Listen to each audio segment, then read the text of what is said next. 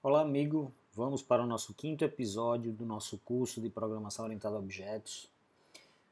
Nos episódios anteriores falamos basicamente do início da orientação a objetos, falamos de um conceito básico, né, que era o encapsulamento, falamos também da herança.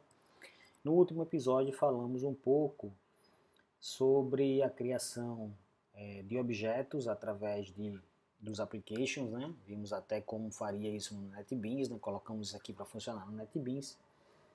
E no episódio de hoje vamos falar um pouquinho de como definir, né? Que é essa primeira pergunta aqui do meu slide. Como que eu faço para definir valores nos atributos da classe, né? Porque quando a gente olha para essa classe jogador, vemos que, por exemplo, temos três atributos que devem ser valorados, mas em nenhum momento aqui do meu application eu fiz isso, tá certo? Então nós vamos ver um pouquinho mais para frente o que acontece quando eu faço isso, né, com os atributos. Né? Bom, neste caso, né, eu falo aqui, não temos como atribuir ou recuperar os valores que estão nos atributos porque eles foram definidos como private. Então, quando eu entrar lá no NetBeans, vocês vão ver que eu não vou poder enxergar esses elementos aqui, tá certo? Só para que a gente possa dar uma olhada nisso que eu estou falando, vamos abrir aqui o NetBeans. Porque aí vocês vão perceber o que eu estou querendo dizer, né? Que eu não consigo colocar valores dentro dos atributos quando eles são private.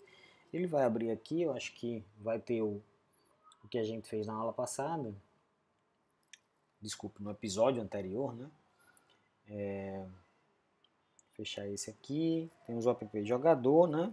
Nós fizemos isso e nós fizemos a classe jogador também, né? Que tinha esses três atributos. Quando eu pego aqui, por exemplo, e uso a notação de ponto, J1 ponto alguma coisa, vejam que eu tenho o chutar e o passar a bola. Tem vários outros aqui que nós vamos explicar um pouco mais para frente o que é, mas eu tenho o chutar e o passar a bola. Se eu alterar isso aqui para público, por exemplo, vamos salvar, e a gente faz novamente o G1 ponto, veja que agora aparece a posição. Então eu posso fazer isso aqui, recebe atacante, por exemplo. Então nesse momento eu estou fazendo o que? Colocando valores dentro, né? Valores não, né? Um valor dentro desse atributo. Ou eu posso recuperar, né? Posso dizer o seguinte, ó, string posição, uma outra variável, recebe j1 ponto posição. Neste caso eu estou pegando o valor e colocando dentro dessa variável aqui, tá certo? Então quando eu falo nesse ponto aqui que não temos como atribuir ou recuperar os dados dos atributos, é porque eles foram definidos como private. Se fossem públicos, eu conseguiria alterar. E aí vem o detalhe, né? Como é que eu vou colocar então, já que eu não posso fazer isso que eu estou falando aqui nesses outros elementos, como é que eu vou colocar os valores nele? Entenderam a pergunta? Veja, como é que eu vou colocar qual é a posição que o jogador joga, qual é a velocidade que ele tem, qual é o número da camisa, se eu não posso atribuir os valores já que eles são privates? Essa é a pergunta, tá certo? Para resolver uma parte desse problema, porque na verdade isso é um problema, já que eu tenho que colocar valores dentro dos atributos, né? Só que eu posso fazer isso de uma forma um pouco mais organizada e não de uma forma tão aberta como a gente está fazendo ali. A gente pode fazer uma construção de um objeto já com os elementos que eu quero colocar dentro dos atributos, tá certo? Então, a construção do construtor fica dessa forma aqui, ó. Public, jogador, veja que não tem void nem tipo de retorno, né? Como falamos no episódio anterior, jogador é o nome da classe, o nome do atributo, o nome do método construtor também tem que ser jogador, tá certo? Tem que ser igual. E aqui vem o conjunto de parâmetros que eu utilizo para poder passar esses atributos e colocar dentro dos elementos da minha classe. Então eu tenho aqui 3 atributos, um string, um int e outro int, e esses elementos aqui eu coloco dentro dos atributos da minha classe. Dis.posição recebe posição, dis.velocidade recebe velocidade, dis.número da camisa recebe o número da camisa.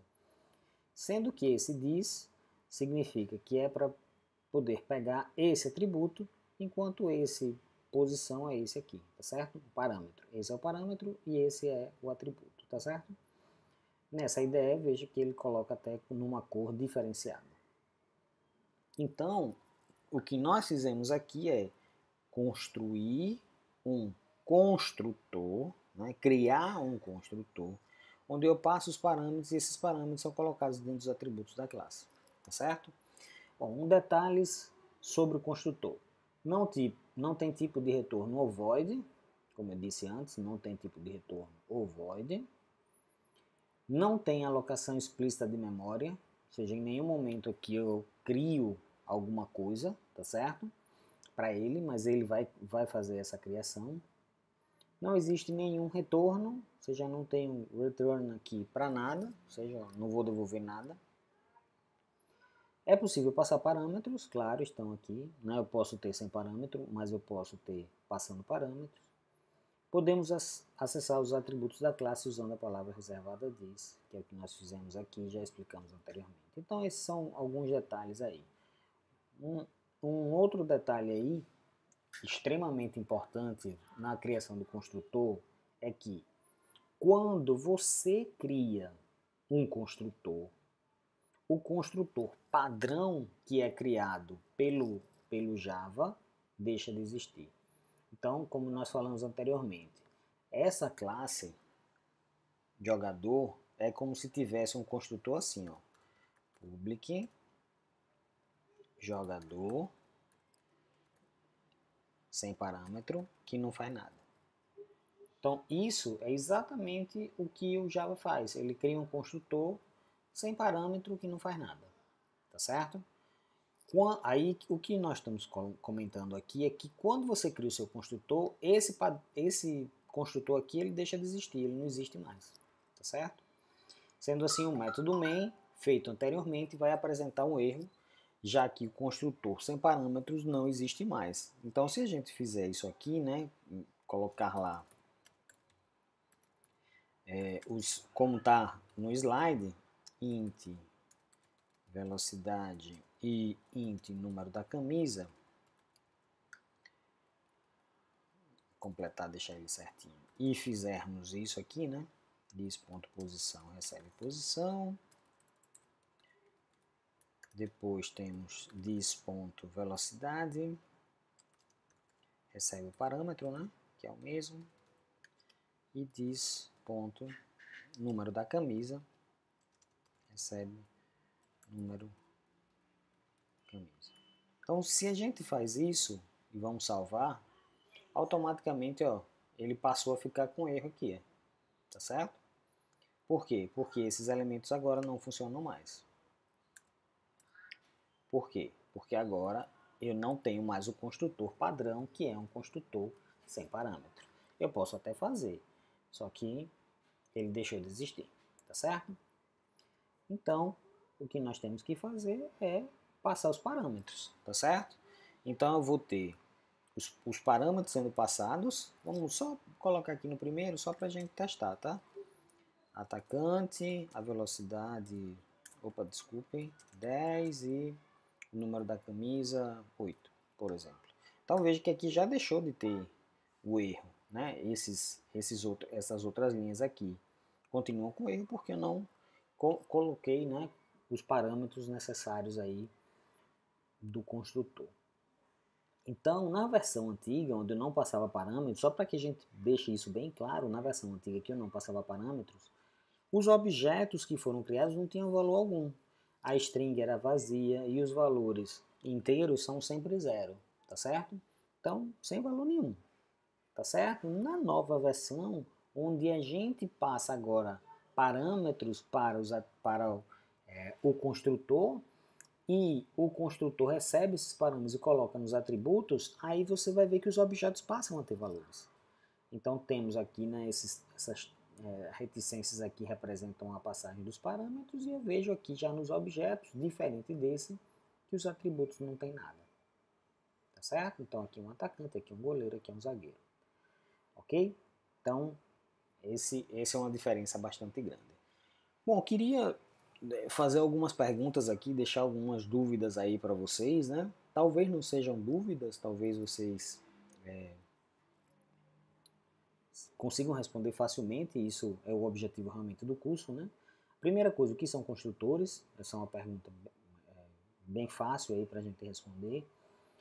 Como podemos diferenciar um atributo de um parâmetro que tem o mesmo nome? Ou seja, eu tenho um atributo e um parâmetro que tem nomes iguais. Como é que eu faço para diferenciar? Nós já falamos isso aí na aula há pouco, né? O que acontece com o construtor padrão quando o programador cria o seu construtor próprio? 3 perguntinhas aí para que você só recapitule, né? Porque a gente acaba de falar sobre isso. E agora vamos pensar um pouco, tá certo? É claro que se fosse uma aula normal, a gente passaria alguns minutos aqui debatendo sobre essas respostas aí, mas como nós estamos no episódio, vamos pular aqui já para o próximo, né? Se você tiver alguma dúvida, mande para mim, né? E a gente responde aqui. Agora, para a gente pensar, eu diria o seguinte: no application, né, num programa, nós precisamos criar vários objetos. Por que isso? Inclusive esse porquê que está errado, né? Por que temos que criar vários objetos no application? Pense no seguinte, no application, por que eu preciso criar vários objetos?